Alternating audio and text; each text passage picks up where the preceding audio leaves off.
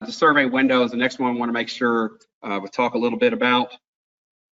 Nothing really new here, but want to make sure it's fresh out in front of everybody as a reminder about what those references are, what those time frames are, and how we determine what your window is.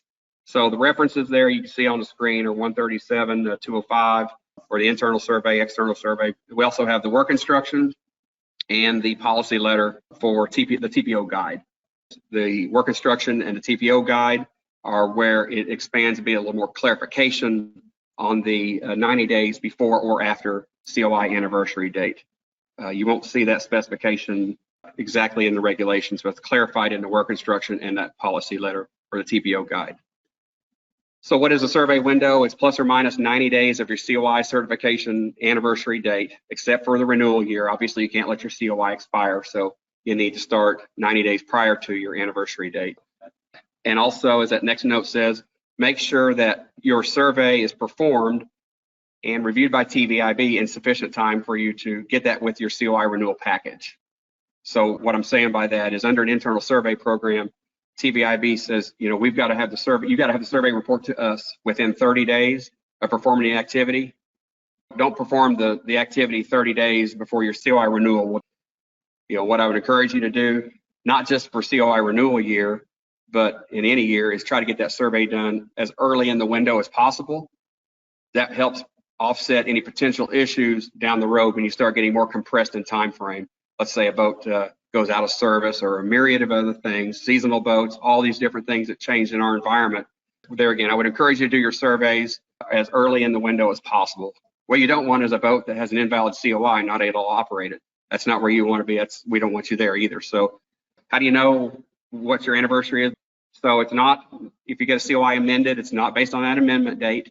It's based on the COI certification date, which you can see the little green thing circling over there. So that's the date you're going to base your survey window off of, 90 days prior to or 90 days thereafter. Okay, now some of the big questions that have come up a little bit more frequently lately. What do you do if your survey window is missed? Well, if you're prior to your survey window, this is pretty easy. That survey is not performed within the regulatory confines, so it can't be counted for COI credit. But we're still going to process it because you've given it to us. And TVIB, you know, we can't like unsee your report once you give it to us. We know what you've got going on, and we have to process that accordingly. We'll also make sure there's a message that goes back to you that says, hey, the survey was performed prior to the window. Your COI date is X. Your window is X to Y. Make sure you do a survey within that time frame and submit it to TVIB. So that's if you're before your survey window is open. That's the easiest scenario to deal with. So the next question is, okay, so what if I have a survey that's not going to be completed prior to the window close, but the window is still open? Okay, so CVC has instructed TPOs that we should inform vessel operators to notify the OCMI that the survey window won't be met. That's an informational thing that we've been asked to pass along to owners and managing operators. We're here to help you along that process. We're not just trying to throw you back to the Coast Guard and say, here, go deal with them. But just letting you know that there is an avenue of communication that has to happen or supposed to happen. There's not our experience has been that OCMIs have a little more flexibility if you engage them before your window closes. So that's another important thing. If you know you're going to miss the window, let's talk early and make sure that we can get the best outcome for you and everybody. When the survey is performed, eventually will be a finding that the survey wasn't done within the window and the why. You know, you still have a corrective action plan as to here's what we're going to do to make sure it doesn't happen again. But it does mean you haven't met the requirements of the COI. There could be a legitimate reason why you're going to miss your window. Hey, the boat is in shipyard. We're doing an overhaul on the engines, and I can't fully execute the conduct of a survey unless the boat is operational. So, and now we get into the last stage, which is a stage you really don't want to be in. A survey not complete and your window is closed. And it's just kind of the inverse here, but still should be given a notification to your OCMI that you at this point you have not achieved your COI requirement to get your annual survey done. And as we have learned that the Coast Guard has less flexibility at this point because you've allowed it to expire. In essence, if you're operating the boat on an invalid COI. So best thing to do is address things early on, and you'll get better results. I'm certain of that. There again, you're still going to have the finding whenever you do put the boat back into service, or whatever your scenario is. That's what your corrective action plan will say.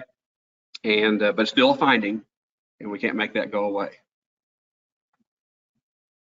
Dismiss option, there's a couple things up here on the notes. Remember, on the surveys, make sure there's a copy on the boat so you can show it to the Coast Guard. It's kind of your evidence, your objective evidence of annual endorsement, for lack of better words. Coast Guard option, obviously, the COI goes out and endorses the COI, so there's totally different scenarios there.